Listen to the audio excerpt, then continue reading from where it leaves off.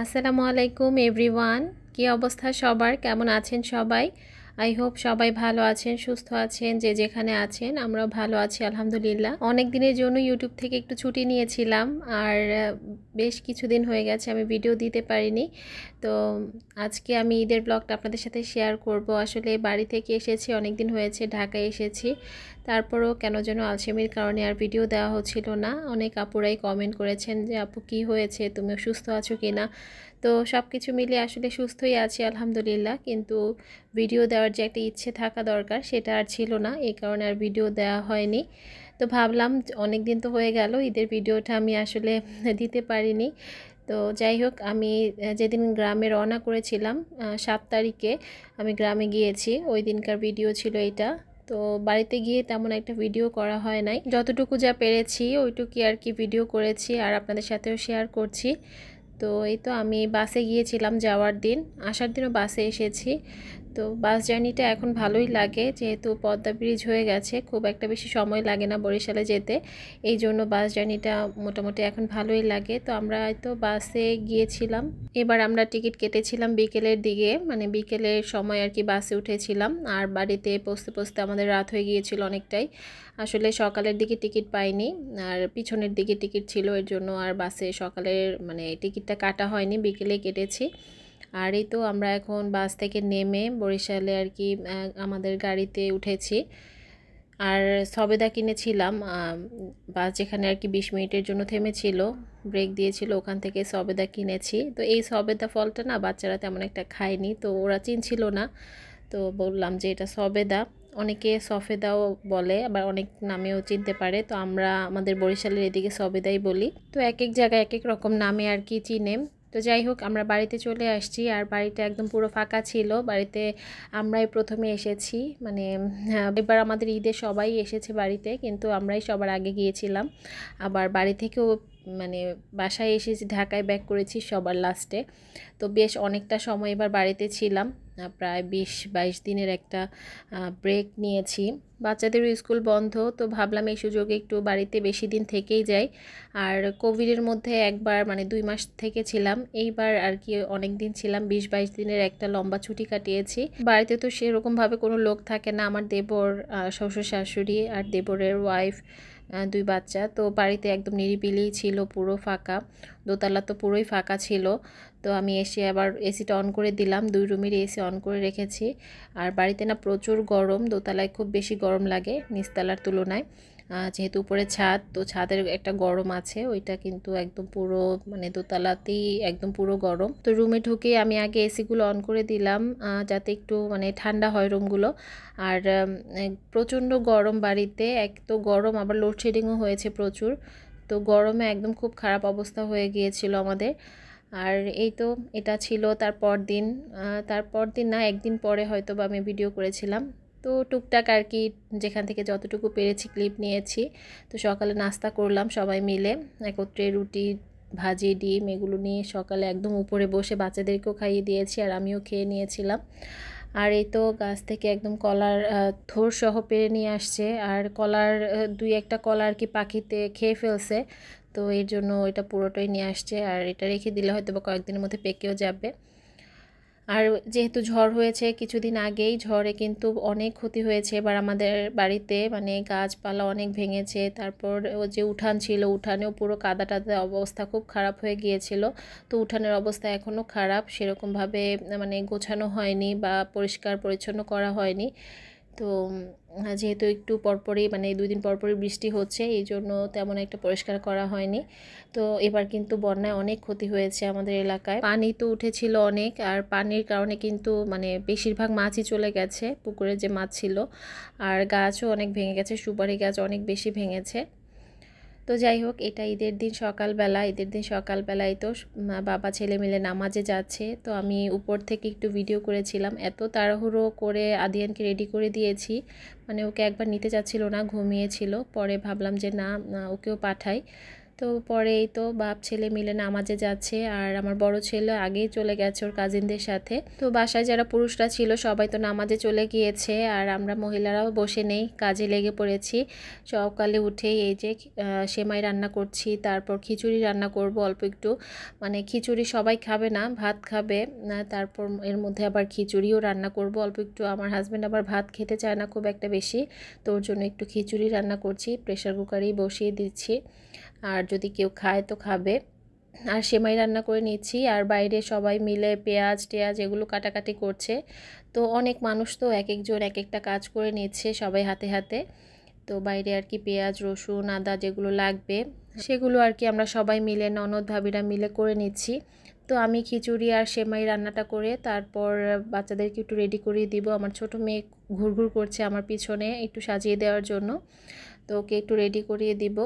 আর এর মধ্যেই তো ফার্ম থেকে কিন্তু আমাদের যে কোরবানির গরুগুলো সেগুলো নিয়ে এসেছে। এবার যে গরু দুইটা আমরা কোরবানি করেছি এগুলো দুইটাই আমাদের ফার্ম থেকেই আর কি কোরবানি করেছি আলহামদুলিল্লাহ। তো নিজেদের পালা গরু, আর নিজেদের পালা গরু কোরবানি করার মধ্যে কিন্তু অন্যরকম একটা শান্তি কাজ করে।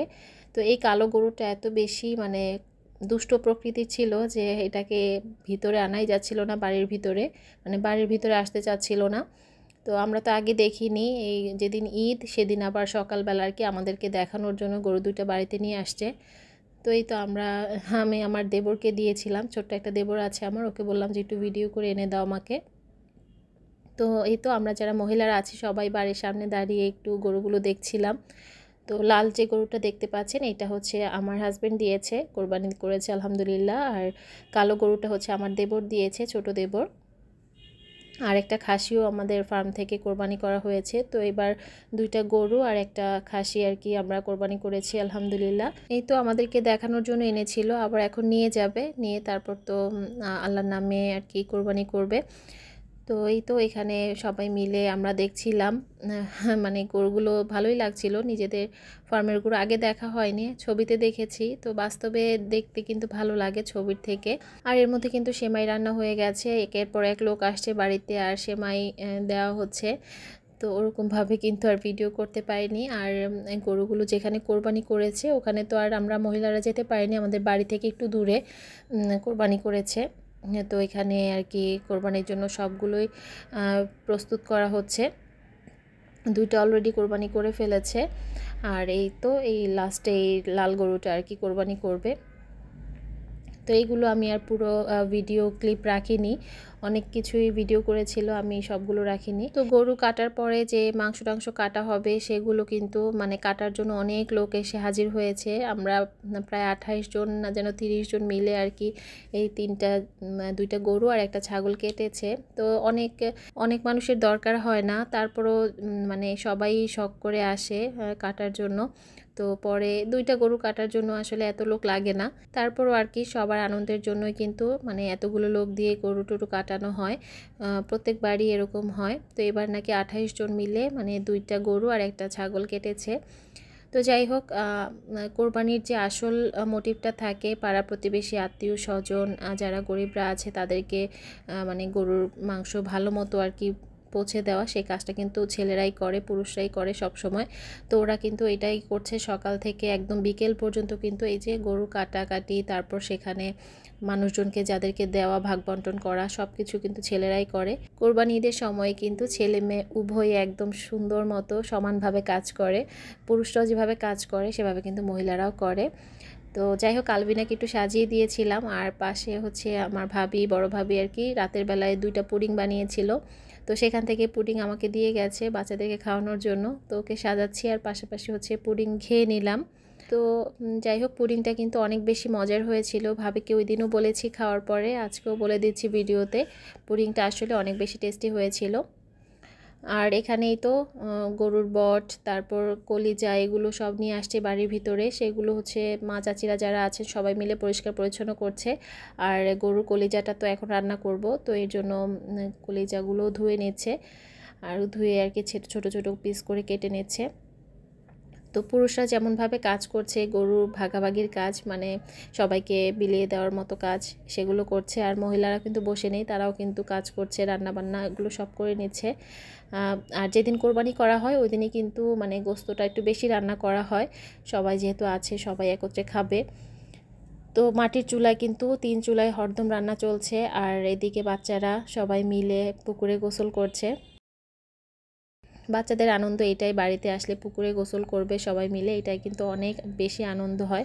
আর বাচ্চাদেরকে কি বলবো, ওরা তো 2-3 ঘন্টার নিচে পানি থেকে উঠবে না। আর আমরা বড়রাও কিন্তু মানে পুকুর ছাড়া শান্তি লাগে না গোসল করতে। বাড়িতে কলের পানি বা টেপের পানি দিয়ে গোসল করতে না একদমই ভালো লাগে না, মনে হয় যেন না পুকুরেই গোসল করি। সারাদিন রান্নাবান্না করার পরে মনে হয় যে না একটু পুকুরে গোসল করলেই ওই 1 ঘন্টা খুবই শান্তি লাগে। তো সবাই মিলে একত্রে পুকুরে নামে অনেক মজা হয় আসলে বাড়িতে আসলে। তো এইসব কারণে কিন্তু আর ভিডিও করা বা এডিটিং করার সেই সুযোগটা থাকে না, সবাই মিলে এত বেশি এনজয় করি। আর এবার বাড়িতে কিন্তু অনেক মেম্বার ছিল, আমরা প্রায় বাড়িতেই আমাদের মানুষ মানে সদস্য সংখ্যা ছিল 50 জনের মতো। তো বুঝতেই পারছেন কত পরিমাণ আনন্দ আর মজায় আর কি আমাদের ঈদটা পার হয়েছে। আর এই তো সবাই মিলে রান্নাবান্না কাজকর্ম করছি, ওরকম অনেক মানুষ তো বাড়িতে, তো কাজকর্মটাও বুঝতে পারছেন রান্নাবান্নাটাও অনেক বেশি হয়। তো সবাই মিলে হাতে হাতে করে নিচ্ছি। তো এখানে একপাশে কষা মাংস বসিয়েছি, মানে গরুর যে মাংসটা একদম ফ্রেশ মাংসটা কষা কষা কষা করে রান্না করলে, কষিয়ে রান্না করলে কষা মাংসটা খেতে বেশি পছন্দ করে সবাই। তো কষা মাংস করছি এক পাতিলে, আরেক পাতিলে একটু ঝোল করে রান্না করব।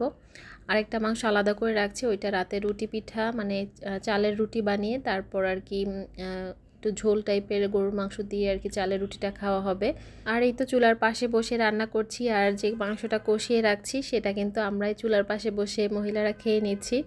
কারণ দেখা যাবে এটা যদি ভিতরে নিয়ে আসি পরে আর আমরাই খাওয়ার ভাগে পাবো না, এর জন্য আগেই উঠিয়ে আমরা ওইখানে বসে চুলার পাশে বসে খেয়ে নিচ্ছি। আমাদের সবার কাছে কষানো মাংসটা খেতেই বেশি ভালো লাগে। এটার মধ্যে মানে মাংসটা যে কষানো হয় কোনো পানি দেওয়া হয় না, গোশটা থেকে যতটুকু পানি ওঠে আর কি ওইটা দিয়ে কিন্তু মাংসটা একদম সিদ্ধ করা হয়। তো ওভাবে করে রান্না করলে খেতে অনেক বেশি মজা হয় মাংসটা। তো যাই হোক, ঈদের দিনের ব্লগ ওই পর্যন্তই ছিল। আর এটা ছিল ঈদের 2 দিন পরের। আমরা ভাবছি যে সবাই মিলে একটু ঘুরে আসি বাইরে থেকে। আসলে বাসায় মানে বাড়িতে এসে যে ঢোকা হয় তার মধ্যে আর কোনো জায়গায় ঘুরতে যাওয়া হয় না বা একটু হাঁটাহাঁটিও করা হয় না, একদম বাড়িতে এসে ঢুকি আবার বাড়ি থেকে বের হয়ে ঢাকায় আসি। তো এবার আমার ননদ সবাই আর কি আমরা এসেছি বাড়িতে, আমার ননদ যা তারপর ননদের হাজব্যান্ড সবাই আমরা আর কি বাড়িতে এসেছি। তো আমার তো 3 ননদই এসেছে, আর সবার সাথেই ছোট ছোট বেবি আছে। আমার ছোট ননদেরও 2টা বেবি, মেজো ননদ ওরও 2টা বেবি, মানে ছোট সবাই। তো সবাই মিলে আর কি ওরকম বের হওয়া হয় না। তো বড়ভাবে বলল যে চলো আমরা একটু ঘুরে আসি কোথাও থেকে। তো যাই হোক আমরা কয়েকজন মিলে আর কি বের হয়ে পড়েছি। এই তো পিচ্চি বাচ্চা যারা আছে মানে যারা বাসায় একা থাকতে পারবে না তাদেরকে তো সাথে নিয়ে এসেছি। আর কিছু বড় বাচ্চাও আছে, তারা একদম ঘোরার জন্য অস্থির, তারাও যাবে সাথে বলছে। তো সবাইকে নিয়ে একদম হাঁটতে হাঁটতে বের হয়ে পড়েছি। কোন জায়গায় যাব সেটা কিন্তু কোনোভাবে মানে নির্ধারণ করা নাই যে এই জায়গাটাতেই যাব। হাঁটতে হাঁটতে যেখানে যাই, যেখানে যেয়ে পৌঁছাই সেখানেই দাঁড়াবো। তো বেশ অনেকটা দূর হেঁটে হেঁটে এসেছি, তারপরে তো পাশে দেখলাম যে একটা পুরো খোলা মাঠ আর প্রচুর বাতাস হচ্ছে, তো ভাবলাম সবাই মিলে এখানে একটু দাঁড়াই। আর এই তো এখানে একটা গাছ আছে, আমড়া গাছ, প্রচুর আমড়া ধরেছে গাছটাতে। আমাদের বাড়ির সামনেও একটা আমড়া গাছ আছে, ওইটার মধ্যে অনেক আমড়া এবার ধরেছে দেখলাম। আর দেখলাম একটা বিয়ে বাড়ি, মানে বিয়ের গেট টেট একদম সাজানো, মানে বিয়ে হবে আর কি, হয়নি এখনও। তো ভাবলাম যে এটাও একটু ভিডিও করে নেই। এই তো আমরা সবাই মিলে হাঁটতে হাঁটতে যাচ্ছি আর টুকটাক একটু ভিডিও করছি। তো আজকের ভিডিওটা আমার এই পর্যন্তই ছিল। আমি জানি না আজকের ভিডিওটা আপনাদের কাছে কেমন লেগেছে, একদম র্যান্ডম একটা ভিডিও শেয়ার করেছি। ওরকমভাবে বাড়িতে এবার কোনো ভিডিও করা হয়নি, তারপরও ভাবলাম যে একটু ভিডিও শেয়ার করি। আদিয়ানও কিন্তু আমার সাথে আছে, এই তো হাঁটছে, সেও কিন্তু একদমই ননস্টপ হেঁটে যাচ্ছে, কোলে উঠতে চায়নি একদমই। পরে লাস্টের দিকে আমি একটু কোলে নিয়েছিলাম, যেহেতু ছোট মানুষ এত দূর হেঁটে এসেছে পাটা একটু ব্যথা করবে, তো পরে একটু কোলে নিয়েছিলাম। আর গ্রামের বাড়িতে কিন্তু এভাবে মানে রাস্তা দিয়ে হাঁটতে ভালোই লাগে, চারপাশে হচ্ছে সবুজ একদম ঘাস গাছপালা, এগুলো বাচ্চারা দেখলেও এগুলো অনেক বেশি মজা পায়। চারদিকে এত সবুজ, ওরা তো আর ঢাকায় বসে দেখতে পারে না। আর আমার ননদের হাজব্যান্ড কিন্তু আগে থেকে এসে এখানে বসেছিল। আমরা অনেক দূর আসার পরে দেখি যে আমার ননদের হাজব্যান্ড বসে আছে। তো যাই হোক, আমরা পায়ে হেঁটে এসেছিলাম। পরে যাওয়ার সময় কিন্তু আর পায়ে হেঁটে যেতে পারিনি বাড়িতে, গাড়ি নিয়ে তারপর গিয়েছিলাম, অটো নিয়ে। তো আজকের মতো এখান থেকেই বিদায় নিচ্ছি। সবাই ভালো থাকবেন। আল্লাহ হাফেজ।